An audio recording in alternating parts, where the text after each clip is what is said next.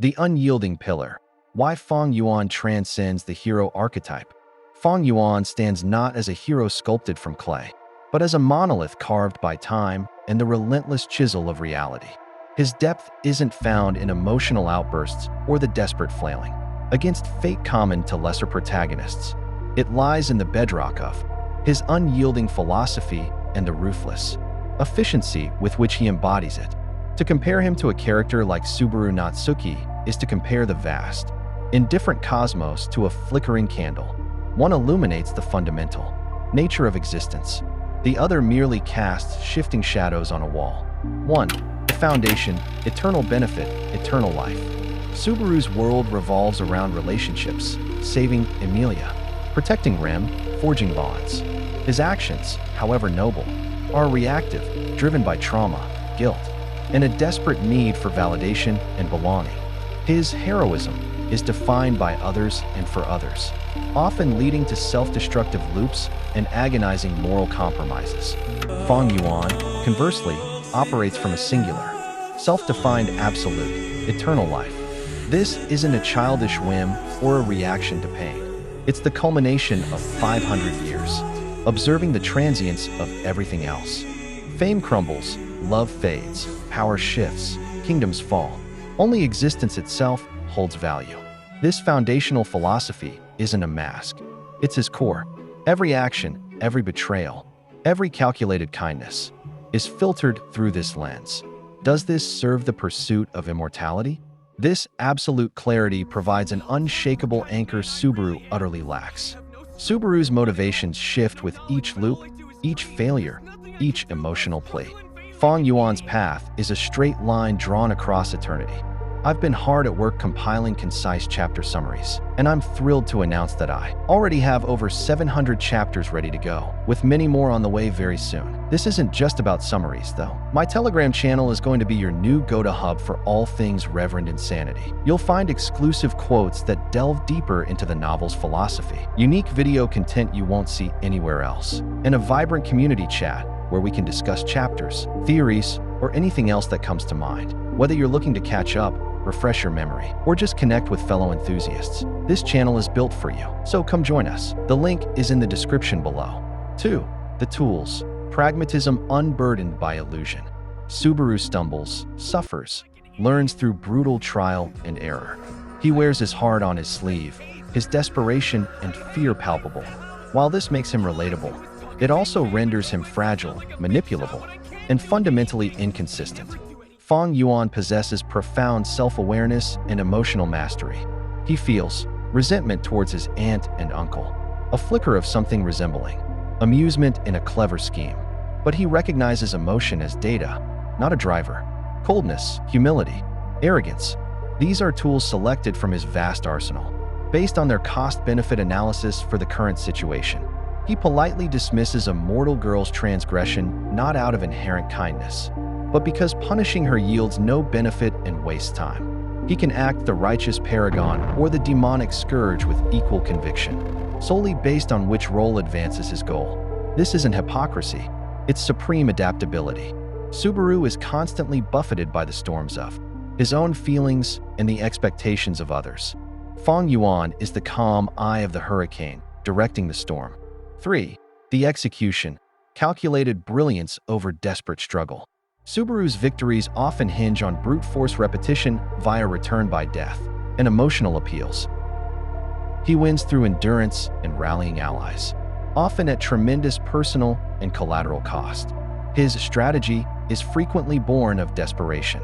Fang Yuan's brilliance lies in anticipation, leverage, and exploiting weakness. He doesn't need loops. He expects failure, plans for contingencies, and turns his enemies' strengths into their downfall. His victories are surgical, efficient, maximizing gain while minimizing risk and expenditure. He doesn't rely on allies.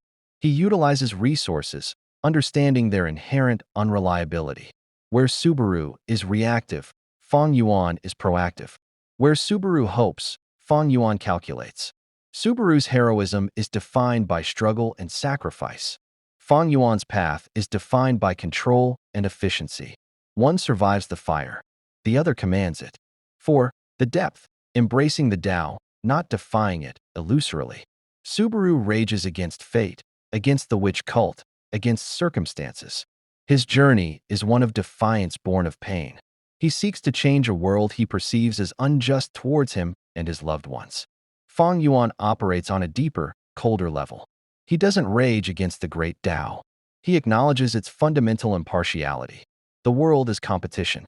Strength, cunning, and seizing opportunity determine survival and ascension.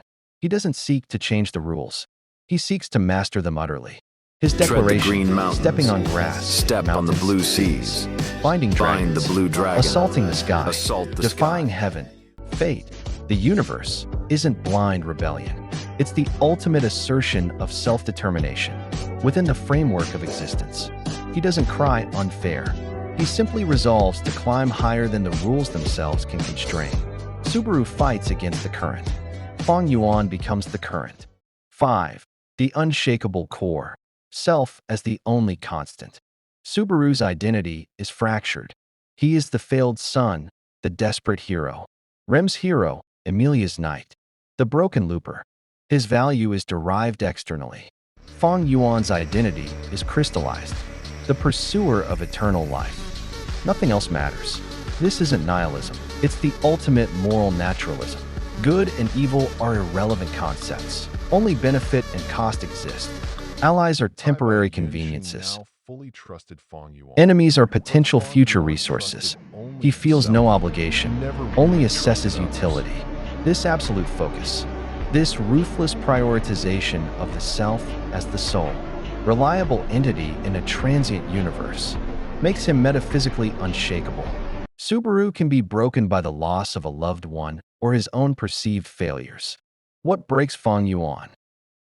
Even if I die on the road while pursuing my goals, even if I die a million times worse than Gu Yao, I have absolutely no regrets. Fang Yuan was resolved for death from the start, but only if he placed all his effort and contributed his all towards the pursuit of his dream could he die without a hint of regret.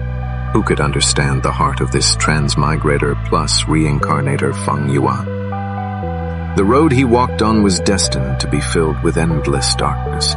He was destined to be lonely forever. The direction he walked was towards the light in his heart. Immortality. A possibility so slim that it was almost impossible. In this world, nobody understood him. But he does not need anyone's understanding. Even the ultimate failure, the cessation of his pursuit. As per his words, he would likely meet it with a smile, having lived utterly true to his own absolute purpose. Conclusion: beyond hero, towards archetype, Subaru Natsuki is a well-written exploration of trauma, growth, and the desperate need for connection. He is human, flawed, and relatable in his suffering. But Fang Yuan transcends the human scale. He is a philosophical force incarnate, a chillingly logical response to the perceived meaninglessness of existence outside of existence itself. His depth lies not in relatable emotional turmoil, but in the terrifying consistency of his worldview and the superhuman discipline with which he executes it. He isn't better in a moral sense. He exists on a different plane. He is the embodiment of pure, amoral ambition navigating an indifferent universe with unmatched intellect and resolve. Subaru is a compelling character study. Fang Yuan is a narrative landmark. He doesn't just blow Subaru to smithereens. He demonstrates a category of protagonist so fundamentally different, so philosophically robust, and so relentlessly focused that comparisons become almost trivial. He is the unchanging pillar in the river of narrative, around which the waters of conventional heroism and morality merely flow and break. His strength isn't just power, it's the unyielding nature of his purpose, making him not just a deep character, but an unforgettable archetype of ambition, detached from the shackles of human sentiment. He is, quite simply, built different, forged in the crucible of 500 years and tempered by the cold logic of the great Tao.